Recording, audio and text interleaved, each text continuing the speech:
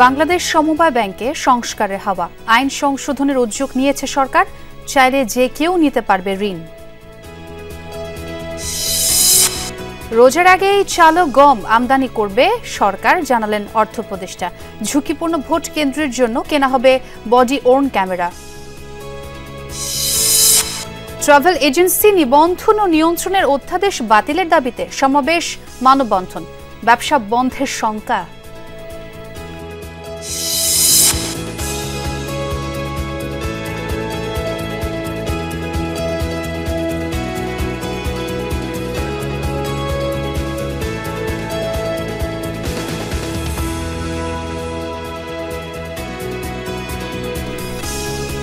এতক্ষণ শিরোনাম দেখছিলেন, এবার জানাবো পুরো খবর।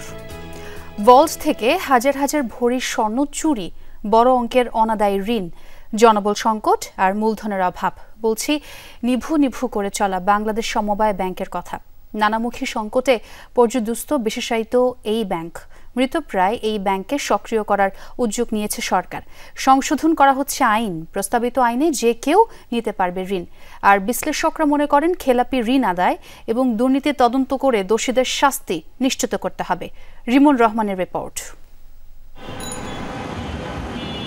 বাংলাদেশ সমবায় ব্যাংক ক্ষুদ্র ও মাঝারি কৃষকদের সহজ শর্তে ঋণ দিতেই ব্যাংকটির সৃষ্টি, কিন্তু দীর্ঘ পথ চলায় ঘুরে দাঁড়াতে পারেনি বিশেষায়িত এই ব্যাংক। ভল্ট থেকে সাধারণ মানুষের গচ্ছিত স্বর্ণ চুরি যাওয়ার পর আলোচনায় আসে সমবায় ব্যাংক। 2021 সালে আত্মসাৎ হয় 11,000-এর বেশি ভরি স্বর্ণ। তখনকার সময় যার বাজার মূল্য 40 কোটি টাকা। এই ঘটনায় চলমান রয়েছে মামলা।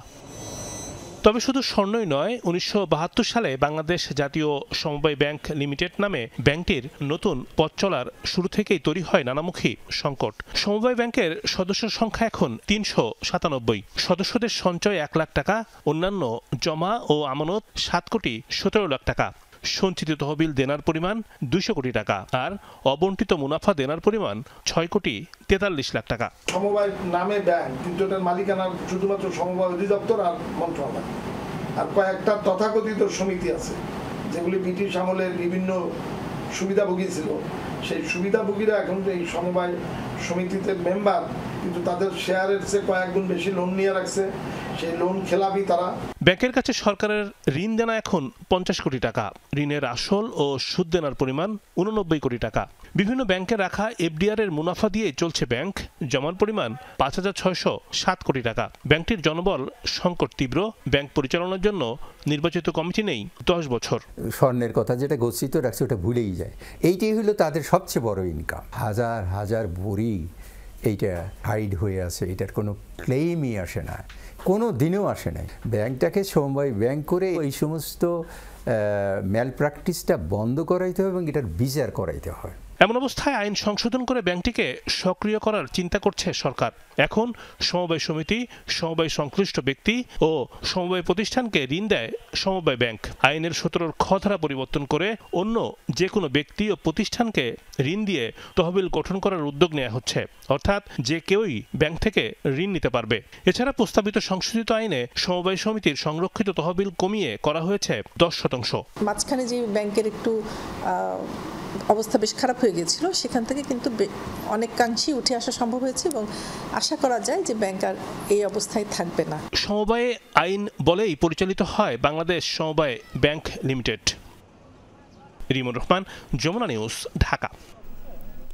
দর্শক, সমবায় ব্যাংক নিয়ে প্রতিবেদনটি দেখছিলাম। এবার ব্যাংকের কার্যক্রম সম্পর্কে জানাতে চাই আপনাদের। সিলেটে যোগ দিচ্ছে, সেখানে আছেন সহকর্মী নাবিল হোসেন। নাবিল, সেবার মান নিয়ে গ্রাহকরা কি বলছেন এবং কেমন ধরনের সংস্কার আসলে তারা চাচ্ছেন?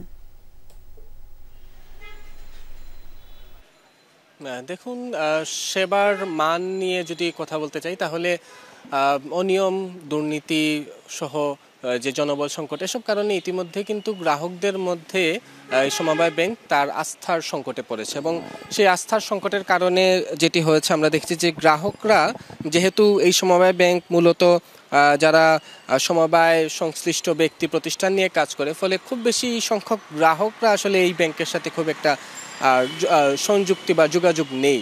ফলে এই যে সংস্কারের কথা আসলে আজকের প্রতিবেদনে উঠে এসেছে, অর্থাৎ এখন থেকে শুধু সমবায় সংশ্লিষ্ট ছাড়াও যে কেউ এসে আসলে এই ব্যাংক থেকে ঋণ নিতে পারবেন, এইরকম একটি সংস্কারের কথা আসলে ভাবছে সরকার। ফলে এই সংস্কার সাধারণ যারা গ্রাহকরা আছেন, যারা দেশের অর্থনীতি বা প্রান্তিক জনগোষ্ঠী নিয়ে ভাবেন, তারা বলছেন যে এটি খুবই গুরুত্বপূর্ণ সংস্কার।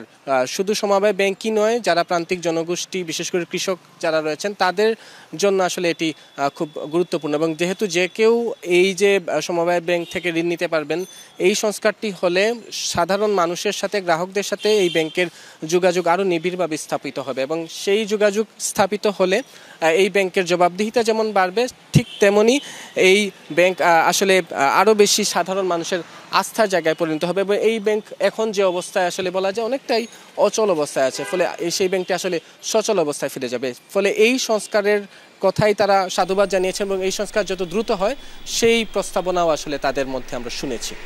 ধন্যবাদ নাবিল, বেশ গুরুত্বপূর্ণ আপডেট দিয়েছেন।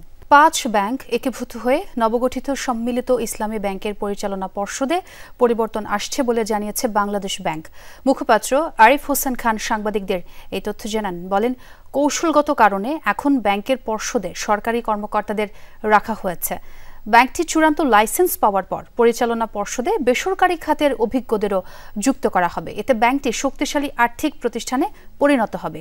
প্রস্তাবিত ব্যাংকটির পরিচালনা পর্ষদের চেয়ারম্যান আর্থিক প্রতিষ্ঠান বিভাগের সচিব নাজমা মোবারক, অন্য সদস্যরা অর্থ সচিব ডক্টর মোহাম্মদ খায়রুজ্জামান মজুমদার, প্রধান উপদেষ্টার কার্যালয়ের সচিব এম সাইফুল্লাহ পান্না, ধর্ম সচিব মোহাম্মদ কামাল উদ্দিন, ইআরডি সচিব শাহরিয়ার কাদের সিদ্দিকী, অর্থ বিভাগের যুগ্ম সচিব মোহাম্মদ রাশিদুল আমিন এবং আর্থিক প্রতিষ্ঠান বিভাগের যুগ্ম সচিব শেখ ফরিদ। চূড়ান্তভাবে থাকবে না। পর্ষদ অনুমোদন, ব্যাংকটি অনুমোদন প্রাপ্তির পর হয়তোবা দেখা যাচ্ছে প্রথম বোর্ডেই 2-1 পরিচালক পদত্যাগ করে, পর্ষদ সদস্য পদত্যাগ করে ফেললেন, সেখানে নতুন আবার প্রাইভেট সেক্টর থেকে লোক এখানে ইনকর্পোরেট করা হলো। এটা হবে, এটা রাষ্ট্র এই প্রতিষ্ঠানকে কুক্ষিগত করার উদ্দেশ্যে এই উদ্যোগ নেয়নি। মাগুরার গ্রামীণ ব্যাংকের একটি শাখায় আগুন দিয়েছে দুর্বৃত্তরা। গতরাতে মোহাম্মদপুর শাখায় এই ঘটনা হয়। ব্যাংকের ম্যানেজার জানান, রাত 3:30টার দিকে দুর্বৃত্তরা সেখানে আগুন দেয়। এতে পুড়ে যায় ব্যাংকে থাকা প্রয়োজনীয় বিভিন্ন নথি ও আসবাবপত্র। তবে অগ্নিকাণ্ডে ব্যাংকের ভল্টের কোনো ক্ষতি হয়নি। পরে ফায়ার সার্ভিস ঘটনাস্থলে গিয়ে আগুন নিয়ন্ত্রণে আনে। এই ঘটনায় আইনগত ব্যবস্থা প্রক্রিয়াধীন। আগের সিদ্ধান্ত অনুযায়ী ভোট কেন্দ্রের নিরাপত্তার জন্য 40,000 বডি ওর্ন ক্যামেরা কেনা হচ্ছে না, তবে কেনা হবে ঝুঁকিপূর্ণ কেন্দ্রগুলোর জন্য, যা ইসি ও স্বরাষ্ট্র মন্ত্রণালয় আলোচনা করে ঠিক করবে। দুপুরে সচিবালয়ে ক্রয় সংক্রান্ত উপদেষ্টা কমিটি ও অর্থনৈতিক বিষয়ক সংক্রান্ত উপদেষ্টা কমিটির বৈঠক শেষে এসব জানান অর্থ উপদেষ্টা ডক্টর সালেউদ্দিন আহমেদ। বলেন, নির্বাচনের আগে আনসারদের জন্য কেনা হবে 17,000 শটগান। আনসারদের অস্ত্র অনেক পুরনো হয়ে গেছে বলেই নতুন শটগান কেনার সিদ্ধান্ত নেওয়া হয়েছে। অর্থ উপদেষ্টা আরও জানান, চাহিদা থাকায় 1 কোটি ই পাসপোর্ট বই কেনার জন্য বরাদ্দের সিদ্ধান্ত হয়েছে। এছাড়া টিকা সংকটের বিষয়টি বিবেচনা করে ইপিআই টিকাও কেনা হবে। রোজার আগে দাম নিয়ন্ত্রণে রাখতে চাল ও গম আমদানির সিদ্ধান্তের কথাও জানান ডক্টর সালেউদ্দিন। স্বচ্ছ প্রক্রিয়া যেন প্রকিউরমেন্টটা হয়, সেটা বডি ক্যামটা আসবে, হয়তো এখন ওরা একটু র্যাশনাল হিসেবে আসবে। বডি ক্যামেরা খুব অ্যাম্বিশাস হয়েছে, বডি ক্যামেরা শুধু সেন্সিটিভ যেসব জায়গা আছে ওইখানে আমরা সাজেস্ট করেছি। মনিটর করার ব্যাপার আছে, ছবি আসবে, এটা অ্যাকশন নিতে হবে। তো অতএব সেন্সিটিভ যে জিনিসগুলো ওরা ইলেকশন কমিশনের সাথে আলাপ করে তারা সেই রিটার্নিং অফিসারকে দেবে। ট্রাভেল এজেন্সি নিবন্ধন ও নিয়ন্ত্রণের খসড়া অধ্যাদেশ বাতিলের দাবিতে সিলেট ও রাজশাহীতে মানববন্ধন করেছে ট্রাভেল এজেন্টরা। দুপুরে সিলেট নগরীর কেন্দ্রীয় শহীদ মিনারের সামনে এই আয়োজিত কর্মসূচিতে অংশ নেন ট্রাভেল এজেন্ট ব্যবসায়ী ও কর্মীরা। বলেন, নতুন অধ্যাদেশে ট্রাভেল এজেন্সির ব্যবসা পরিচালনার জন্য টিকিট সেলিং প্ল্যাটফর্মে যুক্ত হতে হবে। অথচ দেশে বর্তমানে প্রায় 6,000 লাইসেন্সধারী ট্রাভেল এজেন্সি থাকলেও এর মধ্যে মাত্র 1,000-এর মতো এজেন্সি আয়াতায় যুক্ত। ফলে নতুন অধ্যাদেশ বাস্তবায়ন হওয়ার দিনই বাকি ট্রাভেল এজেন্সিগুলো কার্যত ব্যবসা বন্ধ করতে হবে। সিলেটের সকল রেজিস্টার্ড ট্রাভেল এজেন্সি এবং সকল আটাপ সদস্য মিলে আমরা আজকে এই শান্তিপূর্ণ মানববন্ধনে অংশগ্রহণ করছি এই কালো আইন বাতিলের দাবিতে। ডাইরেক্ট এবং মিডিয়েটার যারা মধ্যস্বত্বভোগী প্রায় 10 লাখের উপরে মানুষ রয়েছেন এবং বিভিন্নভাবে 1 কোটির উপরে মানুষ নির্ভরশীল রয়েছেন, সবাই বিপদগ্রস্ত হবে। একই দাবিতে রাজশাহীতেও মানববন্ধন করেছেন ট্রাভেল এজেন্সি মালিকরা। সকালে নগরের আলোকা মোড়ে ঘণ্টাব্যাপী এই কর্মসূচিতে প্রায় শতাধিক এজেন্সি মালিক অংশ নেন। বলেন, খসড়া আইনে 10 লাখ টাকা জামানতের প্রস্তাব এবং এক এজেন্সি থেকে আরেক এজেন্সির টিকিট বিক্রি নিষিদ্ধের বিধান রাখা হয়েছে। এতে ছোট ও মাঝারি ট্রাভেল এজেন্সির সংকটে পড়বে, কমবে নতুন উদ্যোক্তা তৈরির সম্ভাবনাও। বক্তারা খসড়া আইনের বিতর্কিত ধারা সংশোধনের দাবি জানান। পূর্বে যেরকম ছিল ওইটা আমরা ওভাবেই চাই। এটা একটা, আর একটা হচ্ছে B2B যেটা বিজনেস, সেটাও বাতিল করে দিয়েছে, বলছে এটা রাখা যাবে না।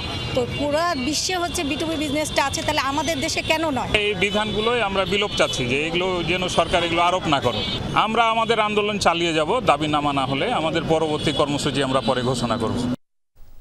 সার ডিলার নিয়োগ ও বিতরণ নীতিমালা 2025 বাতিলের দাবি জানিয়েছে বাংলাদেশে ফার্টিলাইজার অ্যাসোসিয়েশন। দুপুরে সংবাদ সম্মেলনের আয়োজন করে সংগঠনের ব্রাহ্মণবাড়িয়া শাখা। নেতারা 2009 সালে নীতিমালা পুনর্বহালের দাবি জানান। এই নীতিমালা অনুযায়ী প্রতি ইউনিয়নে 1 জন ডিলার, 2 জন সাব ডিলার এবং 9 জন খুচরা বিক্রেতার মাধ্যমে কৃষক পর্যায়ে সার বিক্রয় করা হবে। তবে 2025 সালের নীতিমালায় প্রতি ইউনিয়নে 3 জন করে ডিলারের মাধ্যমে সার বিক্রি হবে।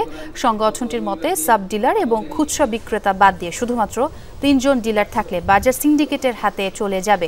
এতে করে কৃষকরা ক্ষতিগ্রস্ত হবেন। শত বছরের ঐতিহ্য মেনে অগ্রহায়ণের তৃতীয় দিনে বগুড়ার শিবগঞ্জে বসেছে মাছের মেলা। 150 বছরেরও বেশি সময় ধরে নবান্ন উপলক্ষে আয়োজন করে থাকেন স্থানীয়রা। ভোরে শুরু হওয়া এবারের মেলায় রুই, কাতল, চিতল, বোয়াল, কার্প সহ বিভিন্ন জাতের মাছের পসরা সাজিয়েছেন শতাধিক দোকানি। 5 কেজি থেকে শুরু করে 20 কেজি ওজন পর্যন্ত বিভিন্ন জাতের মাছ কিনতে মেলায় দর্শনার্থীদের উপচে পড়া ভিড়। বড় আকর্ষণ মাছ থাকলেও সদ্য তোলা আলু, ফুলকপি, শিম সহ শীতকালীন সবজি, বিভিন্ন সবজির বেচা কেনাও এই মেলার আরেকটি ঐতিহ্য। গ্রামীণ মেলার অপরিহার্য অংশ হিসেবে নানান ধরনের মিষ্টান্ন আর বগুড়ার দইয়ের বেচা কেনাও বেশ জমে উঠেছে। একদিনের এই আয়োজন ঘিরে আশপাশের 20 থেকে 22টি গ্রামে উৎসবের আমেজ থাকে সপ্তাহ জুড়ে। সহজ শর্তে কিস্তির সুবিধা, দ্রুতই উৎপাদনে যাওয়ার সুযোগ ও ব্যবসা বান্ধব পরিবেশের সুবিধা দিয়েও ব্যবসায়ীদের টানতে পারছে না চুয়াডাঙ্গার বিসিক শিল্প নগরী। নির্মাণের 4 বছরেও ব্যবসায়ীদের আগ্রহ না থাকায় শুরু হয়নি পূর্ণাঙ্গ কার্যক্রম, বরং নষ্ট হচ্ছে সরকারি বিপুল অর্থে গড়ে তোলা অবকাঠামো। ব্যবসায়ীরা বলছেন নানা জটিলতার কথা, কর্মকর্তারা দিচ্ছেন বিভিন্ন আশ্বাস। 2021 সালে চুয়াডাঙ্গার ডিঙেদহ এলাকায় 25 একর জমির ওপর প্রতিষ্ঠা করা হয় বিসিক শিল্পনগরী। পরের বছর 5 ক্যাটাগরিতে 78টি প্লট বরাদ্দের প্রক্রিয়া শুরু হয়। এর মধ্যে 34টি প্লট বিক্রি হলেও নানা জটিলতায় কারখানা চালু হয়েছে মাত্র একটি। গোটা এলাকা এখন আগাছায় ভরা। ভাঙাচোরা ড্রেনেজ ব্যবস্থায় পানি নিষ্কাশনের অসুবিধা, রাস্তার কাজে অনিয়ম, নিরাপত্তাহীনতা ও মৌলিক অবকাঠামোর অভাবে বিনিয়োগে অনাগ্রহ শিল্পোদ্যোক্তাদের। প্লট নিয়েও শুরু হয়নি উৎপাদন। মাটি ভরাটটা ঠিকমতো হয় নাই, যার কারণে অনেক টাকার বালি লাগে হচ্ছে আপনার বিল্ডিং করার জন্য। রাস্তার পিচ ঢালাইটা অনেক নর্মাল মনে হচ্ছে, এটা সহজে উঠে যাচ্ছে। আর যে ড্রেনগুলো, সাইডে যে ড্রেনগুলো করা, এগুলো অনেকটা সরু। ওই জায়গাটা এখনো যেভাবে লেবেল করা উচিত জায়গাটা, রাস্তাঘাট, বিদ্যুৎ, গ্যাস, তার কোনো ব্যবস্থা সরকার করেনি। ব্যবসায়ীরা বলছেন বিসিক নিয়ে রয়েছে ধারণার অভাব, জমির দাম ও অন্যান্য সুযোগ সুবিধাও সন্তোষজনক নয়। শিল্প উদ্যোক্তা, ছোট ক্ষুদ্র শিল্প টানতে হবে, তাহলে এই ধরনের কোনো পদক্ষেপ আমাদের কাছে জানা নেই, যে আমার কাছে, আমার অন্য কাছে এসেছে নাকি জানি না। 1 বছর 1.5 বছরের ভিতরে পরিবেশগত ছাড়পত্র পাওয়া যায়। ইন্ডাস্ট্রিটা আমি করবো, আমি লোন নিলাম, নিয়ে আমার 1.5 বছর যদি আমি ওই পরিবেশগত ছাড়পত্র না পাই, আমি ইন্ডাস্ট্রি চালাবো কি? আমার তো ব্যাংকের লোন দিয়ে আমি তো ফেল মারি যাবো। ট্রেডিং ব্যবসা থেকে উৎপাদনমুখী ব্যবসায় উৎসাহিত করা হচ্ছে বলে দাবি কর্মকর্তাদের। ব্যবসায়ীদের টানতে দেওয়া হচ্ছে নানা প্রতিশ্রুতি। এ পর্যন্ত আমরা 44% প্লট বরাদ্দ দিয়েছি। এই হিসাবে আমরা বলতে পারি আমাদের অ্যাচিভমেন্টটা মোটামুটি স্বাভাবিক, অস্বাভাবিক না। এই অবকাঠামো নির্মাণে সরকারের খরচ প্রায় 42 কোটি টাকা।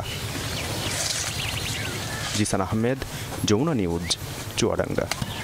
ইসরায়েলকে তেল সরবরাহকারী প্রধান 2টি দেশই মুসলিম। তেল আবিবের দৈনিক অপরিশোধিত তেল আমদানি প্রায় 70% যোগান দেয় কাজাখস্তান ও আজারবাইজান। গাজায় নৃশংস হত্যাযজ্ঞ চলাকালেও ইসরায়েলকে তেল দিয়ে সাহায্য করেছে মোট 25টি দেশ।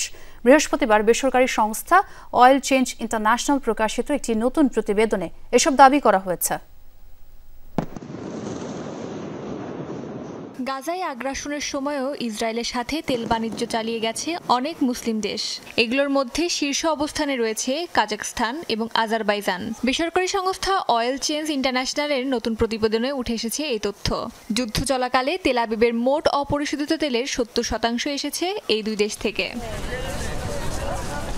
উপত্যকায় ইসরায়েলি হামলা চলাকালে মোট 25টি দেশ তেল সরবরাহ করেছে ইসরায়েলকে, এমন একটি তালিকা প্রকাশ করেছে সংস্থাটি। জানিয়েছে তেল আবিবে পরিশোধিত জ্বালানি পাঠানো দেশগুলোর মধ্যে শীর্ষে রয়েছে রাশিয়া, গ্রিস এবং যুক্তরাষ্ট্র।